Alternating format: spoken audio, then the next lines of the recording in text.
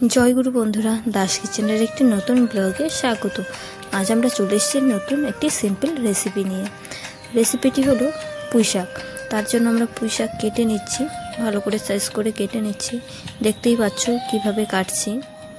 তোমরা চাইলে এইভাবে কেটে নিতে পারো, মানে যার যেমন ইচ্ছা। আমি এভাবেই কেটে নিচ্ছি। পুঁই ডোকাটা আমার কাটা হয়ে গেছে। এখন আমি লঙ্কাটা চিড়ে নিচ্ছি। পুঁই ডোকাটা আমাদের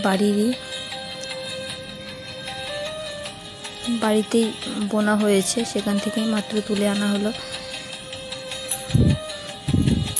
লঙ্কাগুলো চিড়ে নিচ্ছি।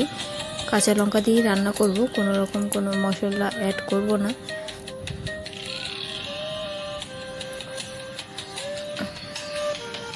লঙ্কা, পুঁই শাক কাটা সব কিছু হয়ে গেছে।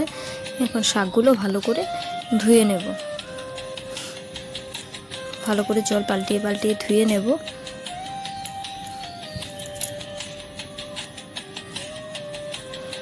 ধোয়া হয়ে গেছে, আমি 2-3 বার ধুয়ে নিয়েছি। আর এদিকে ওভেনে কড়াইটা বসিয়ে দিয়েছি।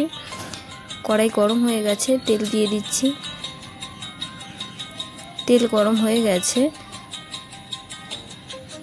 এখন সোমবাসে দিয়ে দিচ্ছি 5 ফোড়ন আর কাঁচা লঙ্কা যে চিড়ে রেখেছিলাম সেই কাঁচা লঙ্কাগুলো দিয়ে এখন একটু ভালো করে নেড়ে চেড়ে নেব। এখন সোমবার শেষে গেছে, এই পর্যায়ে আমি পুঁই শাকগুলো দিয়ে দিচ্ছি। দিয়ে হালকা একটু নেড়ে নিলাম। নেড়ে এখন দিয়ে দিচ্ছি এতে নুন আর হলুদ। এখন ভালো করে সব কিছু মিশিয়ে নেব, ভালো করে নেড়ে চেড়ে নেব। হলুদ নুন ভালো করে যাতে শাকটার সাথে মিশে যায়। আমার নেড়ে চেড়ে নিয়েছি, নুন হলুদটা সব কিছু সুন্দরভাবে মিশে গেছে। এখন ঢেকে দিচ্ছি। আমি 5 মিনিট পর আসছি।